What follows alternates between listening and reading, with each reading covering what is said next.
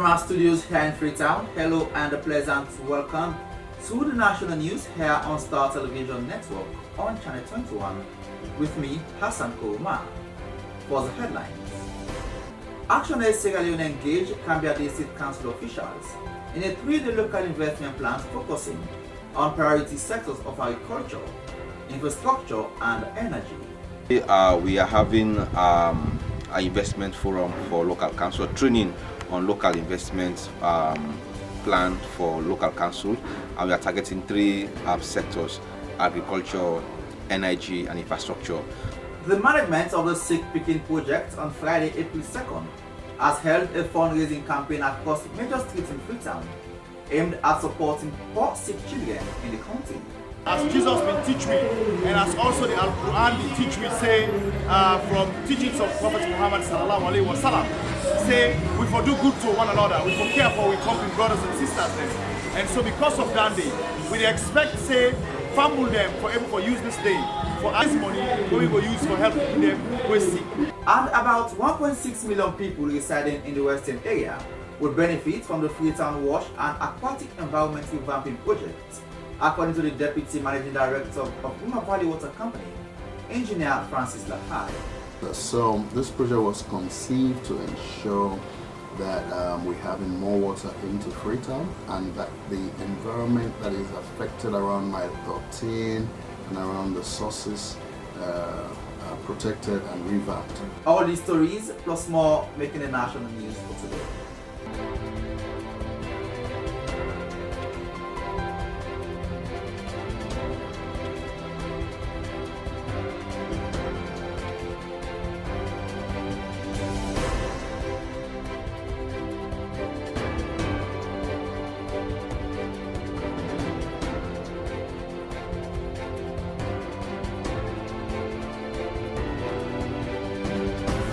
Those were the headlines, and now for the news in details with me, Hassan Kouma.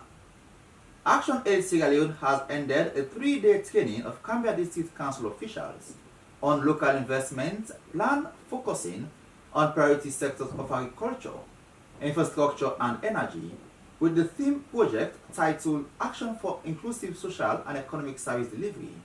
The training was held at the UNIDO Hall in Cambia. Adma Samai now reports. The project manager Action Aid Cambia, Alfonso Steven Camara, said the project aims to support capacity building of local council and ensure the development of active participation of CSOs into local governance structure of the Cambia district. The project aims to support capacity building of local council and ensure the development of the active participation of CSOs also into the local governance structure of the district. We are having an investment forum for local council, training on local investment plan for local council, and we are targeting 3 sectors: agriculture, energy and infrastructure. During the time when they were doing the research for the project,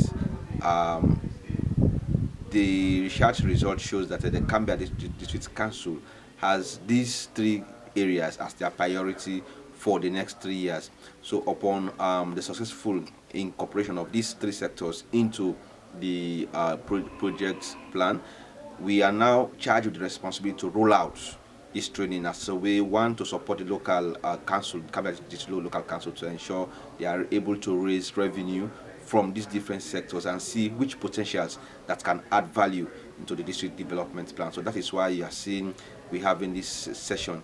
Participants are mainly drawn from the local council here in the district, that is the Cambia District Council, and that is why this morning you see the development planning officer, the chief administrator, the some core staff of council and some councillors.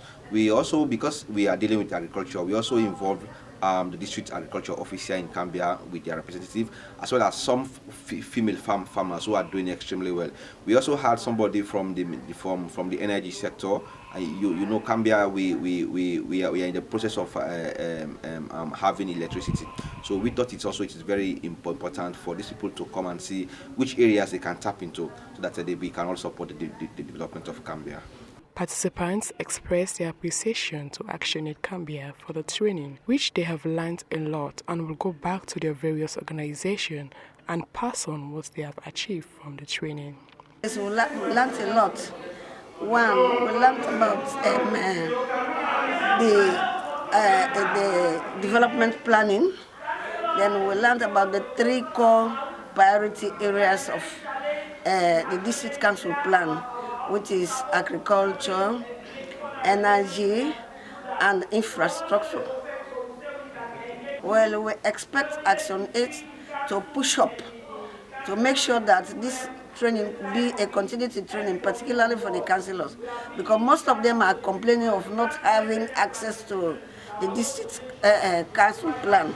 And that document is an important document that will offer them to know the area of priorities which they will lobby for their respective wards.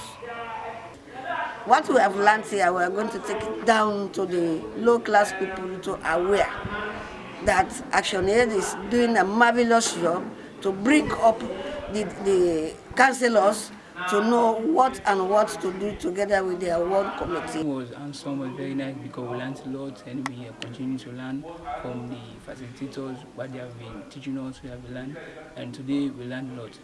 And I want to prepare a plan, a plan so that your certain project to be accepted. We learn what are the constraints. Some of those projects we are writing, why we fail. The reason why some projects fail. We learn how to prepare a project, how to get a successful project. The government to put more effort in terms of agriculture. Agriculture is the backbone of this country. For any development, for any country to develop, we must put focus on agriculture. If we focus on agriculture, we can get a good yield at the end of the day. The goal of the project is to contribute to the country's long-term stability, equitable growth, poverty reduction, democratization, and the rule of law, and foster an integrated local development approach. Admaya Samai reporting for Star TV News. The management of Sick Picking Project as part of their mandates on Friday, April 2nd, has held a fundraising campaign aimed at supporting poor sick children in the country. Elizabeth Kagbo was there and she sent in this report. The lead campaigner for the Sick Picking Project, Ishmael Alfred Charles, noted that the reason why they mounted this fundraising campaign in this Good Friday is to fund nearly 34 children who are in dire need of medical attention. It further encouraged members of the public to donate to their accounts or contact them. They celebrate and commemorate the crucifixion of Jesus Christ on the cross of Calvary. And so, because of them 2 significant days that they will follow this Good Friday, we expect that as Jesus been teach we, and as also the Al-Quran been teach we, say from teachings of Prophet Muhammad sallallahu alaihi wasallam, say we for do good to one another, we for care for we company brothers and sisters there. And so because of that day, we expect say fumble them for use this day for us money we will use for helping them who is sick, and we raise awareness at the same time to make other family who don't know about the project understand what the project they do and also get interest for know how they can able to help this project here. So we don't help over 54 people them now with very complex and complicated conditions them, where some of them out of that 54 days we don't send a total of 33 go to India for make them go for treatment. And that is a significant amount of money what would they spend. One grain picky we get congenital heart disease, now like a $15,000. We get 34 picky that we list where we want for send out right now. We actually call the amount people are not going to donate because it will sound too huge. But one congenital heart disease, now $15,000, 150 million. That they include the transportation, the surgery, the feeding, the visa, and the accommodation in India. And we get for that kind of 16 we get our list. So imagine how much money we have the number of they cannot not take into consideration the other one also. For Star News in Freetown, Elizabeth Kagbo reporting. The Deputy Managing Director of Guma Valley Water Company, who doubles as project coordinator of the Freetown Wash and Aquatic Environment Revamping Project, Engineer Francis Lahai, has disclosed that about 1.6 million people residing in the western area would benefit from the project on its completion with the Freetown Water Supply Rehabilitation Project, describing the project as a breakthrough in addressing challenges of water supply in the capital city. He spoke to Abdulrahman Kamara in this interview.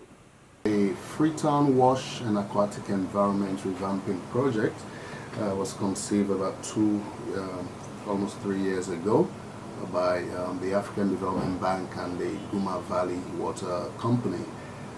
After a series of attempts to resolve the water situation in Freetown, it was actually concluded that the big challenge to water supply in Freetown is the source of water and also the environment, protecting the ecosystems that will conserve the water. So this project was conceived to ensure that we're having more water into Freetown, and that the environment that is affected around mile 13 and around the sources are protected and revamped. So that's why it's called the Freetown Wash and Aquatic Environment Revamping Project. Revamping means bringing back to life, restoring to its original situation, and then making sure that it's sustained after that.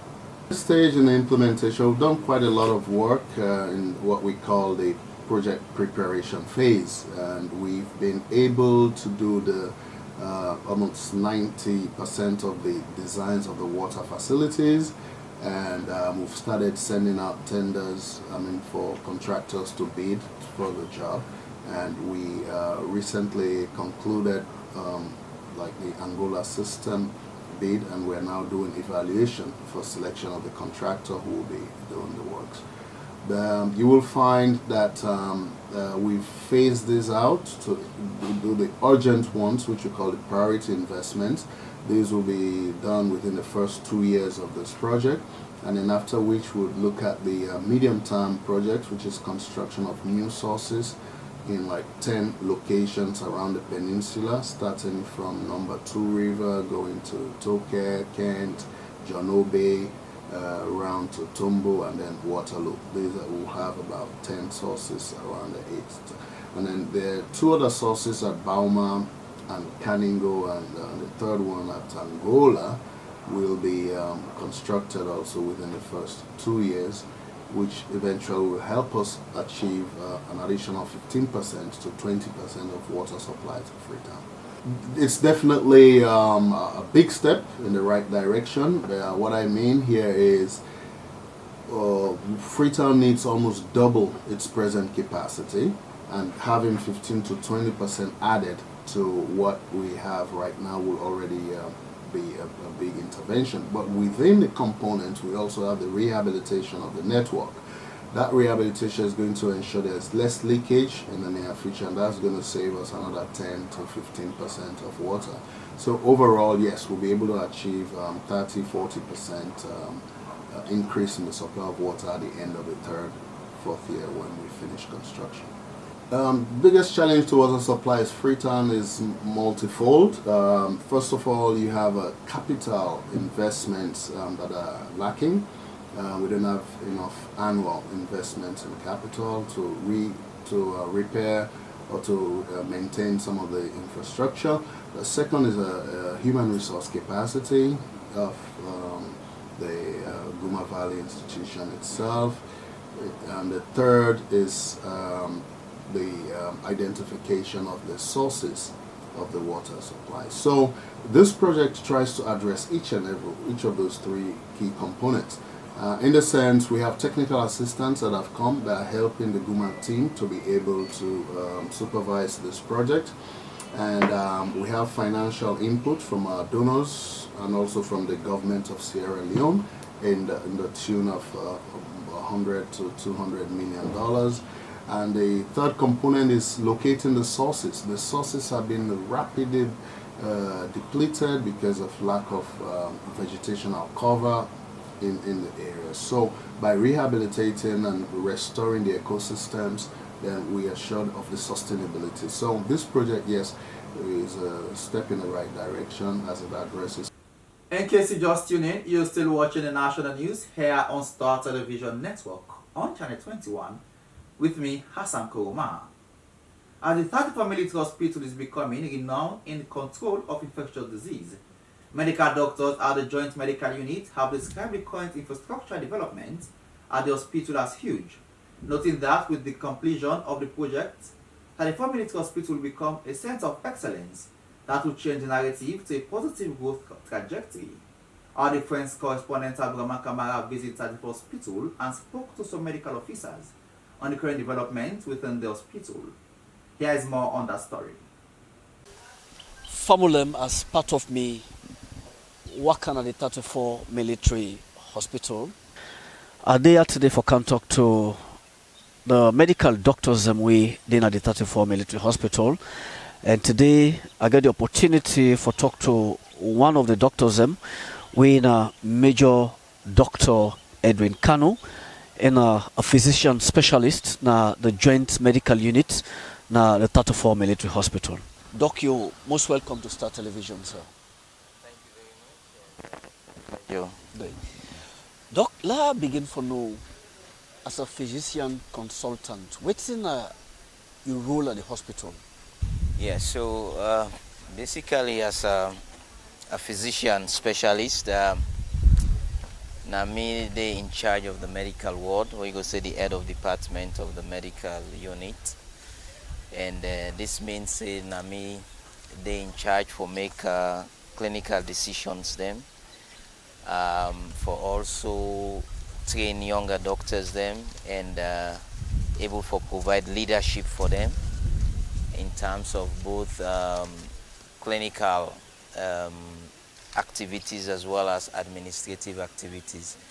So basically that's the role of a physician. You are the lead in terms of clinical, but also in terms of administrative roles. Then you did it for provide a leadership. Doctor, you will tell a little bit about the idea of establishing a center of excellence. Yes. I know say that na part of una plan the 34 Military Hospital. Yeah, absolutely. So we get a vision, to 1834 will look like in the next 5 and 10 years. We want for ensure say this place become a center of excellence, in terms of both clinical work but also with research, So the unit in the next few years will be one of the solid research units there in Sierra Leone. We will provide, a lead in terms of infectious diseases them, as well as non-communicable diseases them. Okay. Lastly, sir, what do you say to people that we normally can say? 34 Military Hospital, most times they can count patients and like all over the world. No hospital, not the way somebody already die. Sure. But the much talked about it, it appear as if you guys are not doing anything. What's going to be your message out there? Well, I can understand sometimes, when people get frustrated if they lost a loved one, during that period of facing the reality, people can show that emotions and all, and we totally understand with them. But we keep on for do we best, like you mentioned. Challenges then they everywhere, even in the best of centers they are abroad, so we don't train. These challenges there are people who can get sometimes terminal illnesses and get anything much for do, but nobody the one for seeing in loved one they pass away. So sometimes these issues can they, but now we job for in as much as people then feel grieved and any, but for console them and and make sure we deal with them during them period. And about 34 they do a very good job. When you look at recent this COVID epidemic, you see the whole way 34 play. Yana be the initial treatment center, the first treatment center for begin for admit COVID cases them, and we're not shy away from that. We take up the responsibility. We will be ready and we'll be prepared, and so we don't do a lot of good works them now. We people and they come here as destitute them over the sea, and they get well and go back. People and they come with difficult conditions them, and we try our best despite challenges then they, like you mentioned, all over the world, and but we try our best and see how. And from that note, that's all we have time for in our national news here on Star Television Network on Channel 21. With me, Hassan Kouma. Thanks for watching and stay with us if you can.